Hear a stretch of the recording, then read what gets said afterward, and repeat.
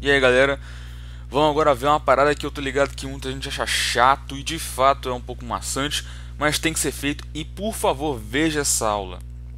Sério, tá cheio de coisa útil pro ITA aqui que eu vou passar, bizus importantes para vários vestibulares diferentes, beleza? Então vamos lá. Primeiro de tudo, o que é uma transformação gasosa? Transformar um gás? Oh.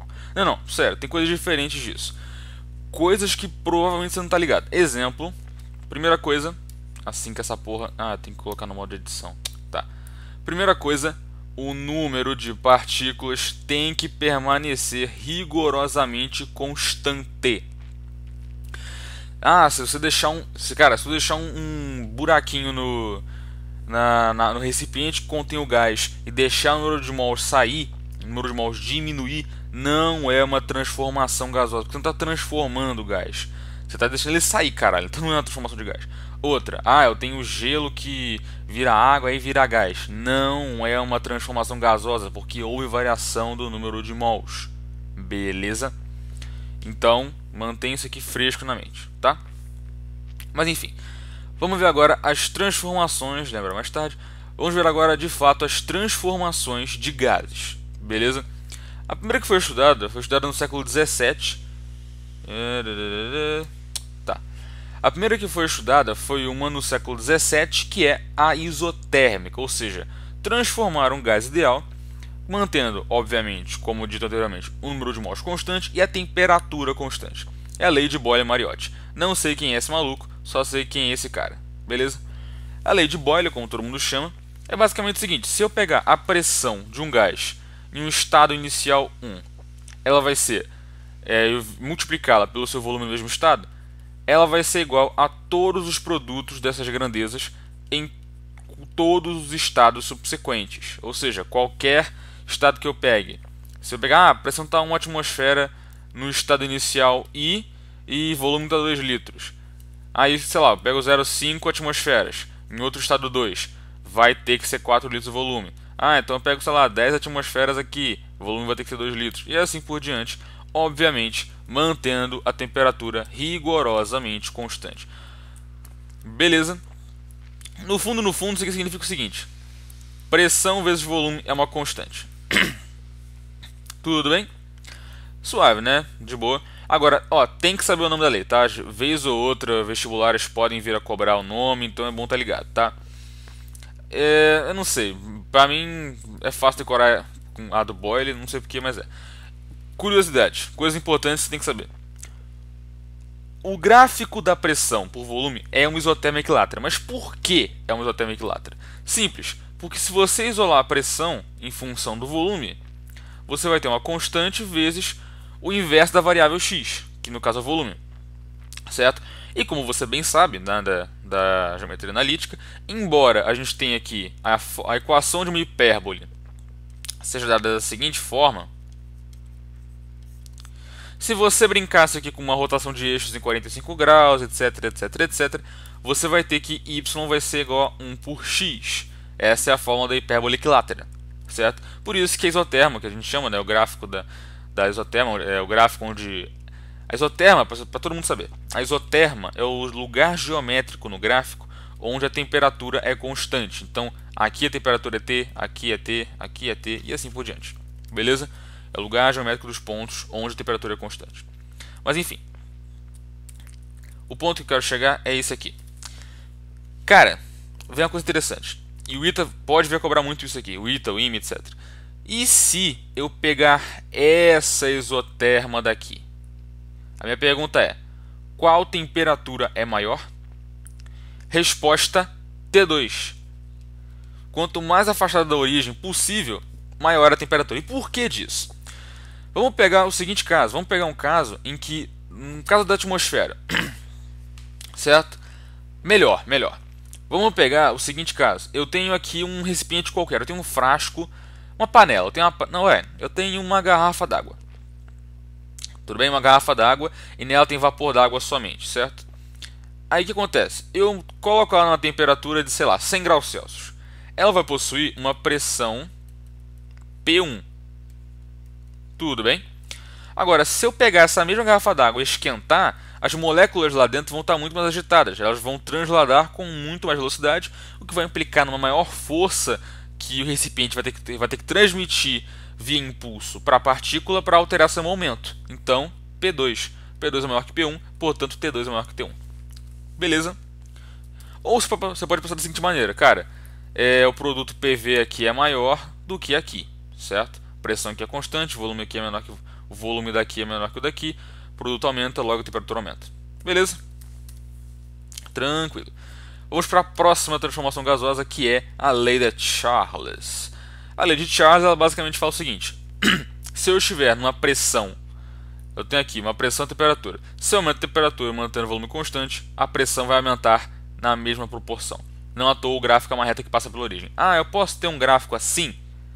Não, por dois motivos. Primeiro que, temperatura 0 Kelvin, vou ter pressão? Não vou ter, obviamente. Se a temperatura é 0 Kelvin, a energia cinética de translação das moléculas é zero, logo elas não se mexem, portanto não há pressão porque não há choque das partículas com o recipiente. Tá? Ah, posso ter um gráfico assim? Não. Assim? Não. Só pode ser dessa maneira. Tudo bem? Então, o que Charles... Ah, detalhe, tudo que eu estou falando aqui é experimental, não tem uma dedução matemática. Verificaram que era assim e ponto. Tá? Mas o que o Charles percebeu? Que se eu pegar a razão entre a pressão e a temperatura no mesmo estado, e obviamente mantendo o volume constante, essa razão, se mantém e é igual a uma constante. Tudo bem? Tranquilo, né? De boa. Lei de Charles da pressão, também conhecida como relação isométrica ou isocórica ou isovolumétrica, tem que saber todos os nomes, inclusive quem foi o cara que bolou. Tudo bem? Tá, agora uma parada importante. Esse aqui, duas coisas aliás. Primeiro, a temperatura, a pressão pode ser em qualquer coisa, milímetro de mercúrio, sei lá, centímetro de água, sei lá, atmosfera, pode ser, pascal, pode ser qualquer coisa. A temperatura precisa ser em Kelvin, tá? Para manter a proporcionalidade. Aliás, vou até falar uma coisa. Eu posso ter um gráfico assim, ó. Opa, o que é isso? Eu posso ter um gráfico assim para expressar o volume via lei de Charles. Um gráfico, aliás, assim. Posso. Só que a variável não pode ser t. Nesse caso, por exemplo, aqui, ó, eu posso dizer que é 1 por t no caso, certo? É 1 por t. Aí de fato o bagulho muda. Aliás, não 1 por t, né? Outra coisa. Deixa eu ver. O gráfico aqui é invariante. Posso ter por menos t, por exemplo. Posso. Qual é o meu ponto nisso daqui? O meu ponto aqui é só informar o seguinte: que, cara, antes de você ver se um gráfico, o ITA vai dar muito disso. Ele vai dar tipo letra A, um gráfico absurdo, pressão e tal, ele pede a lei de Charles. Ele pode estar uma função muito louca aqui, pelo inverso do quadrado da temperatura. Isso acontece. O ITA já cobrou esse tipo de coisa, até o NESP já cobrou uma parada assim. Então, olha primeiro quem está no X e no Y para ver se um gráfico é válido ou não, tá? Mas enfim, voltando. Tem que ser em Kelvin para a parte da origem. Se fosse, por exemplo, se a temperatura fosse em Celsius, o gráfico estaria deslocado para cá. Certo? Aí a temperatura aqui é 0 graus Celsius, mas a pressão é 1 atm, por exemplo. Isso é perfeitamente plausível. Mas para que mantenha-se a proporcionalidade da coisa, tem que ser em Kelvin, tá? Agora é importante. Eu tenho agora dois volumes. Aqui é o volume V1, aqui é o V2. Qual é maior, V1 ou V2? Vamos pensar o seguinte. Vamos agora pegar o seguinte. Eu vou manter a pressão aqui constante. Eu vou pegar uma bexiga. Uma bexiguinha. Certo? Imagina que eu tenho dois balões de festa, tá lá, no ar, no ambiente, logo está uma atmosfera. Ambos estão uma atmosfera, certo? Tá ligado quando você deixa a bexiga no sol ou na luz? Deixa a luz aqui entrar na bexiga. Por que a bexiga estoura? Porque você aumenta a temperatura e, portanto, você vai aumentar o grau de agitação das partículas. E como a pressão externa é constante, para que haja o balanço de pressões, a bexiga vai ter que se expandir. Lembra a conversa que a gente falou na aula passada? Em que o fluxo particular que incide nessa região, ela vai diminuindo à medida em que você afasta o segmento de área. Acontece, certo? Então a bexiga vai expandindo, chega uma hora que ela estoura. Ela vai estourar do nada porque a agitação fez com que o tecido não aguentasse e ela estourasse. Ou seja, se eu aumento a temperatura incidente na bexiga, o volume aumenta, certo? Ou seja, qual é a consideração que a gente tira disso daqui? Aqui é T1 e aqui é T2 maior que T1. Quanto mais deitada a reta, maior o volume. Tudo bem? Ou pode pensar de outra maneira, por exemplo. Se eu estou submetido a uma pressão muito grande, eu preciso de muito mais variação de temperatura para variar um tiquinho de volume. Agora, se a pressão é baixa, se eu estou tipo, a quase 0 atmosferas, cara, eu preciso de muito pouca energia para transmitir para o objeto para que a pressão aumente muito. Entendeu? Então, quanto menor a tangente do gráfico, significa que maior é o volume. Tudo bem? Tem que saber disso aqui, importante. Por fim, vamos para a última transformação gasosa, que é a lei de Gay-Lussac ou lei de Gay-Lussac, fica à vontade. Primeiro e mais importante, não é do Gay-Lussac. Não é do Gay-Lussac. Não. Não é o Gay-Lussac que fez essa porra. Quem fez? Ninguém. Mano, isso surgiu de uma conclusão que foi subsequente da experimentação. Verificaram o seguinte, cara, então, se eu tenho as três variáveis de estado de um gás, mantendo, obviamente, o número de mols constante, se eu mexo um e mexo em outro, não sou eu que determino o terceiro. Quem determina é a pressão e a temperatura. É a natureza que vai determinar a terceira variável de estado, não sou eu. Certo? Isso daqui é subsequente da análise que eles fazem. Foram conclusões retiradas dos trabalhos do Boyle e do Charles. Gay-Lussac nunca fez isso. Isso é uma homenagem muito aleatória que os livros de química brasileiro fizeram. Cara, se tu falar a lei de Gay-Lussac lá nos Estados Unidos, vão rir da sua cara. Beleza? Então não é a lei de Gay-Lussac.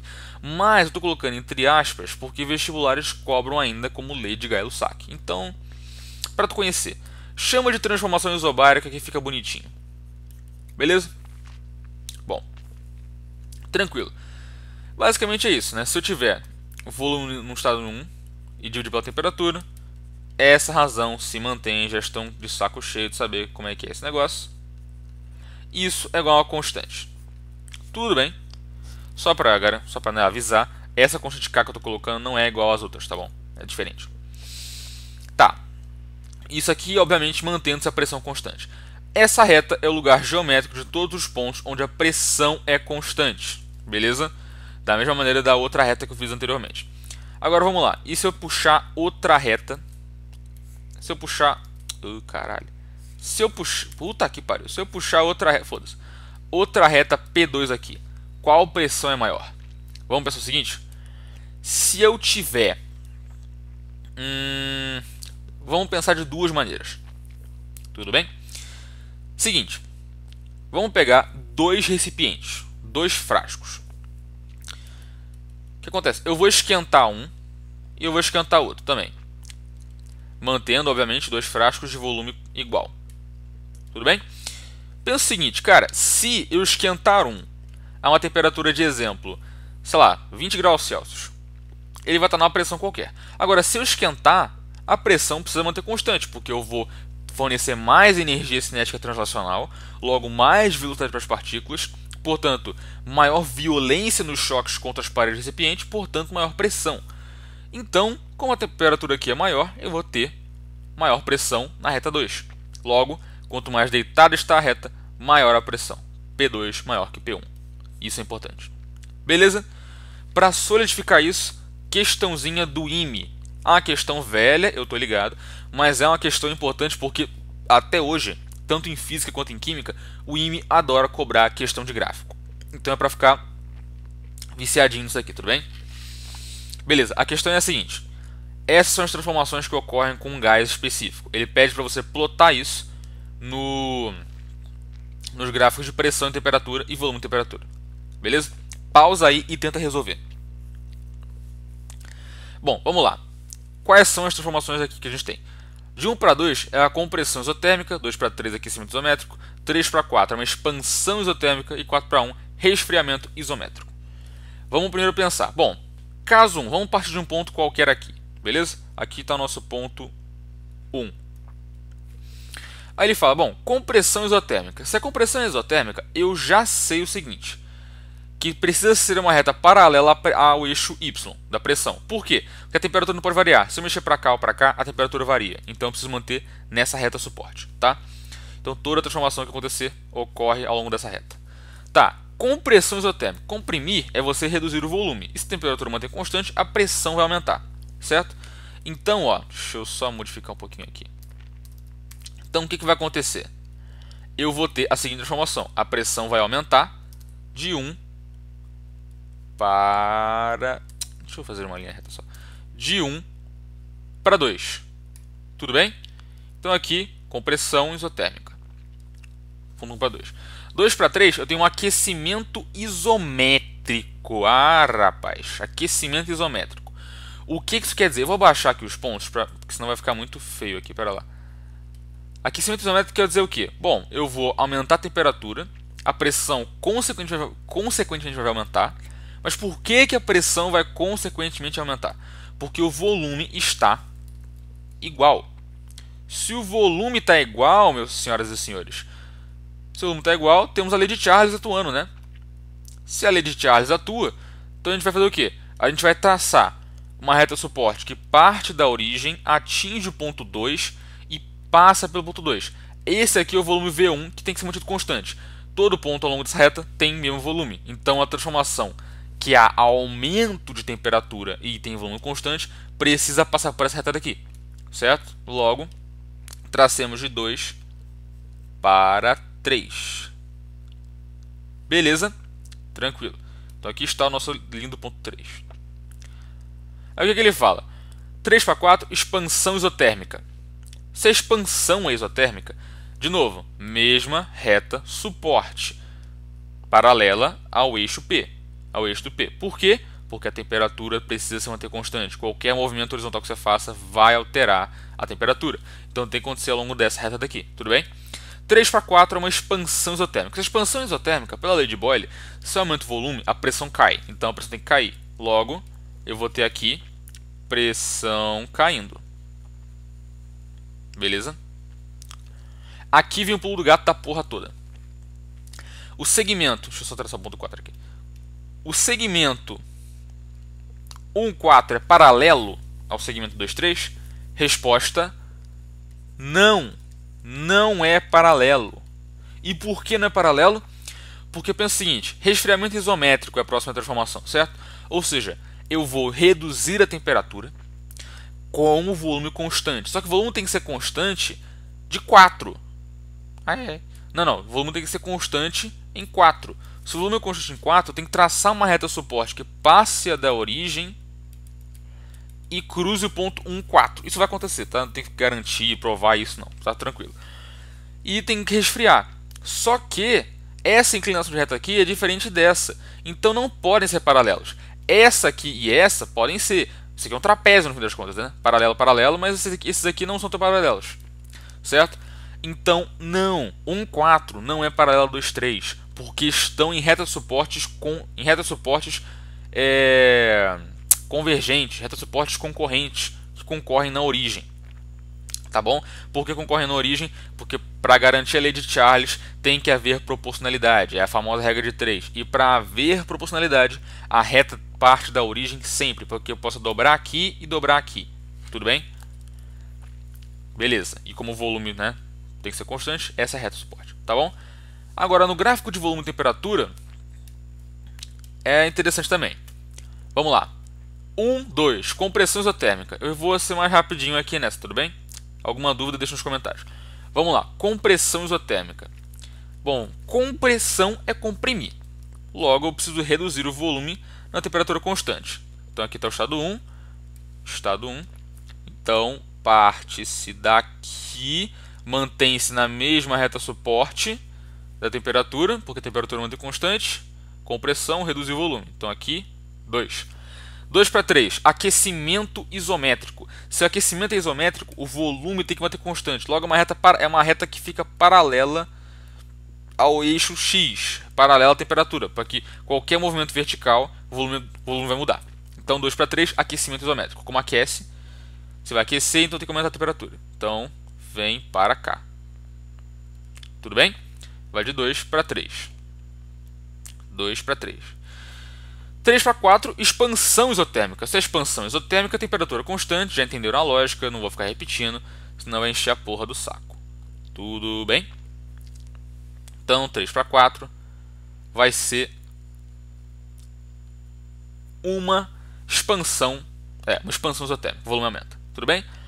E de 4 para 1 é o que? Um resfriamento isométrico. Se o resfriamento é isométrico, se o resfriamento é isométrico, demite. O que vai acontecer? 4 para 1. Nesse caso, eu posso dizer que 1,4 é paralelo a 2,3, 1,2 paralelo a 4,3? Posso. Nesse caso eu posso. E por que eu posso? Por rigor matemático. A reta, eu vou fazer as retas aqui, ó. Por definição, né, como tem que ser isométrico, aliás, isotérmico, as retas R e S são obrigatoriamente paralelas porque ambas são perpendiculares ao eixo X. E o mesmo aqui, como é isométrico, as retas T e, sei lá, Pzinho são paralelas entre si, porque são perpendiculares ao eixo V, né, ao eixo Y, porque tem, devido à isometria do problema. Tudo bem? Então sim, aqui é um quadrado, são paralelas. Um retângulo, quer dizer. Beleza? Essa é a questão. Bonitinha, né? Tá, por último, agora uma parada conceitual. Eu quero que dessas 6 transformações você defina para mim quais são transformações gasosas. Pode parecer idiota, mas é importante, tudo bem? Pausa aí e resolve. Tudo bem. Caso 1 é uma transformação isométrica? Aliás, uma transformação gasosa? Não, não é. Falso. Por quê? Aqui tem 6 mols de gás, ou 6 partículas. Aqui tem 3. Houve o quê? Houve efusão, que é uma parada que vamos estudar daqui a pouquinho. O gás vazou. Logo, falso. Porque o número de mols não se mantém constante. Tudo bem? Caso 2. Tenho o gás CO2 a 100 graus Celsius. Eu tenho o CO2 a 200 graus Celsius. Número de partículas igual. Logo, como você mantém o volume constante, etc. Você não mudou o número de mols. Certo? Logo, transformação gasosa. Caso 3, ferro sólido versus ferro líquido. Obviamente que não, nem gás é, certo? Ah, mano, mas não houve variação do número de mols de gás. Antes era 0 e agora é 0. Meu irmão, bom senso, não tem gás aí. Logo não é transformação gasosa, porra. Não é, ponto final. Então, falso. 4. Esfriamento do ar atmosférico com umidade relativa de 30%. Resposta, falso. Falso, falso, falso, falso, falso, falso. E isso é uma pegadinha que o ITA podia vir com muita força. O IME também, vários vestibulares que querem foder o aluno. Cara, essa pegadinha é muito forte. Por que disso? Vamos lá. Esfriamento do ar atmosférico com umidade relativa de 30%. O que é umidade relativa? A gente vai estudar com mais calma isso daqui a pouco. Fica tranquilo. Mas basicamente é o seguinte. Eu tenho aqui um volume de gás. Desse volume de gás, algumas partículas são de água. Água em estado de vapor. Só que, aí vem o pulo do gato. Duas coisas. A principal, a pressão de vapor da água, ela depende da temperatura. Se você reduz a temperatura, você reduz a pressão parcial de água. Daqui a pouco vamos ver isso. Mas a pressão parcial ela depende do número de mols. Se você reduz a pressão parcial da água, você está reduzindo o número de mols de água presente naquele volume. Olha o detalhe. Então não, porque está tendo variação do número de mols. A água está sendo liquefeita, ela está virando líquido. Logo, houve variação do número de mols de gás. Ah não, mas não é só variação do número de mols? Não, variação do número de mols de gás. Logo, falso. 5. Aquecimento de água líquida de 20 graus Celsius para 120 graus Celsius. Se tu pensou, ah não, porque antes era líquido e depois virou gás, mas não era líquido antes, tá correto também, mas não é esse o motivo que eu quero que você enxergue. Água líquida virando água gasosa tem variação do número de mols de gás também. Logo, não pode ser uma transformação gasosa. Tudo bem? Falso também. Por último, resfriamento de água gasosa de 300 para 30. Falso também. Água gasosa virando líquida. Houve variação do número de mols. Se fosse uma mistura de água com CO2 no vapor a sei lá, 300 graus Celsius e fosse para 30, também estaria errado. Houve variação do número de mols. Cuidado com isso. Se muda o número de mols, se alguma substância foi para outro estado, não funciona, não vale a pena. Se eu tenho uma reação... Não vale a pena? O que eu falei, gente?